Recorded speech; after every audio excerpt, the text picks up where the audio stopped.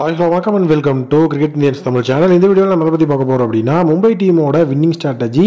So அது மட்டும் இல்லாமல் நம்மளுடைய ஜெயவர்தனேவோட அந்த ஒரு மிகப்பெரிய star player and secret weapon அப்படிங்கிறத பற்றி தான் பார்க்க போகிறோம். ரெண்டுமே ஒரே இடத்துல தான் லை ஆகும்.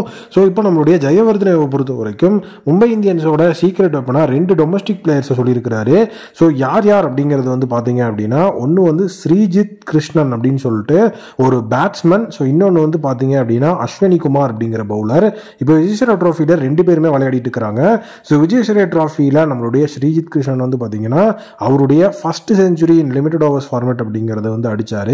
ஸோ மும்பை வர்சஸ் கர்நாடகா மேட்ச்சில் வந்து பார்த்தீங்கன்னா நம்மளுடைய ஸ்ரீஜித் கிருஷ்ணன் ஒரு மிகப்பெரிய லெவலில் 382 ரன்ஸ் அப்படிங்கிறத சேஸ் பண்ணிட்டு இருக்கும்போது ஸோ தலைவர் 101 பாலுக்கு 150 ரன் அன்பீட்டனாக வந்து அடித்தார்.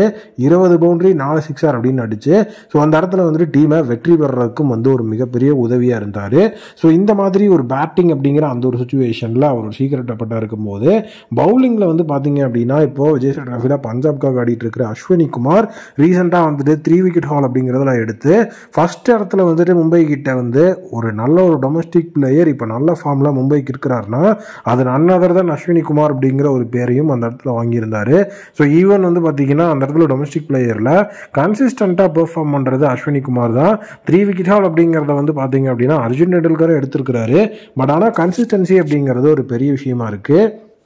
அண்ட் அதே நேரம் இப்போது பும்ராவோட சைட்லேயும் வந்து பார்த்தீங்கன்னா இன்ஜுரி கிரைசஸ் அப்படிங்கிற ஒரு விஷயம்லாம் இருந்துட்டு இருக்கிறதுனால இந்த தடவை ஸோ டோட்டலி அஸ்வினி குமார் ஒரு மிகப்பெரிய லெவலில் ஸோ ஒரு சீக்ரெட் வெப்பனாக இருக்கிறதுக்கு நிறைய வாய்ப்பு இருக்குது. இன்னொரு விஷயம் என்ன அப்படின்னா இதே மாதிரி ஒரு டைமில் பும்ரா இன்ஜுரி அப்படிங்கிற விஷயம் இருக்கும்போது தான் ஆகாஷ் மத்வால் அப்படிங்கிற ஒரு பிளேயர் ஒரு மிகப்பெரிய ஃபைண்டாக மும்பை இந்தியன்ஸுக்கு இருந்தார்.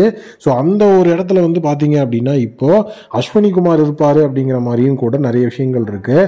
ஸோ வின்னிங் ஸ்ட்ராட்டஜி அப்படின்னு சொல்லி மும்பை இந்தியன்ஸ் கண்டிப்பாக அவங்களுடைய டொமஸ்டிக் பிளேயர்ஸை ஒரு இம்பாக்ட் பிளேயராக வந்து கொண்டு வந்து அந்த இடத்துல டீமை ஒரு மிகப்பெரிய லெவலில் வந்துட்டு கொண்டு போகிறதுக்கு நிறைய வாய்ப்பு இருக்குது.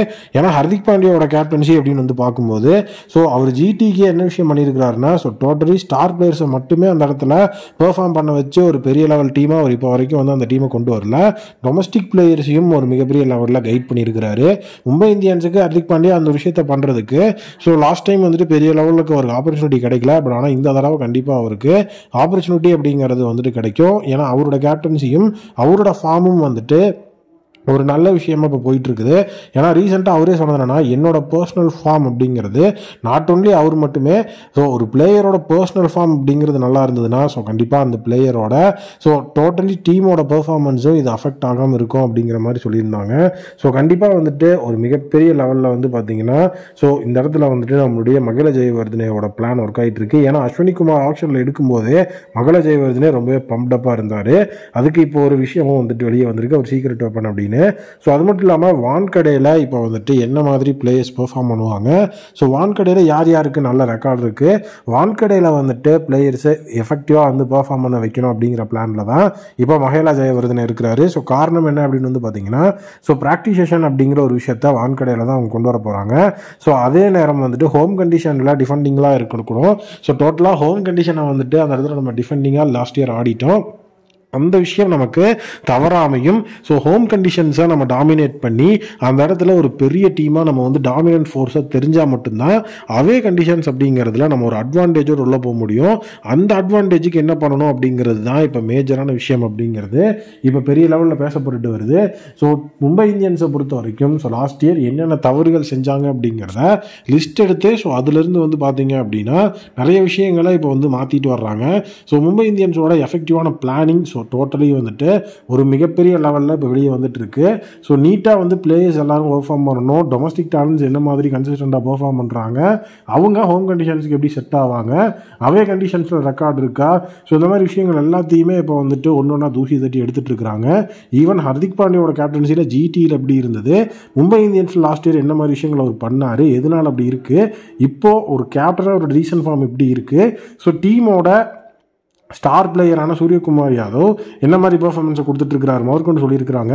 ஏன்னா சூரியகுமார் யாதவுக்கு இப்போ வந்துட்டு அவருடைய டொமஸ்டிக் ஃபார்ம் மோசமாக இருக்கிறதுனால சாம்பியன்ஸ் ட்ராஃபிலையும் வாய்ப்பு கிடைக்கல. ஸோ அதனால் ஐபிஎல்லையும் அவரோட பெர்ஃபார்மன்ஸ் பாதிக்கப்படக்கூடாது, அந்த விஷயத்துலையும் அவங்க கேர்ஃபுல்லாக இருக்கணும். ஸோ நம்மளுடைய மும்பை இந்தியன்ஸ் இப்போ அவங்களுடைய ட்ராஃபிக்கு ஒரு மிகப்பெரிய லெவலில் எய்ம் வச்சுட்டாங்க. அதுக்கான ஒவ்வொரு ஸ்டெப்பையும் வந்து வழிநடத்தி கொண்டு வந்துட்டு இருக்கிறாங்க. உங்களுடைய ஒப்பீனியனில் இது நீங்கள் எப்படி பார்க்குறீங்க அப்படிங்கிறத கமெண்ட் செக்ஷனில் மறக்காம கமெண்ட் பண்ணுங்கள். ஸோ வீடியோ பிடிச்சிருந்தது அப்படின்னா மறக்காம சேனல் சப்ஸ்கிரைப் பண்ணி பக்கத்தில் இருக்க பெல் ஐகானை பிரஸ் பண்ணி வச்சுக்கோங்க. மீண்டும் ஒரு புதிய வீடியோ மீட் பண்ணுறேன். Thank you, take care and bye bye.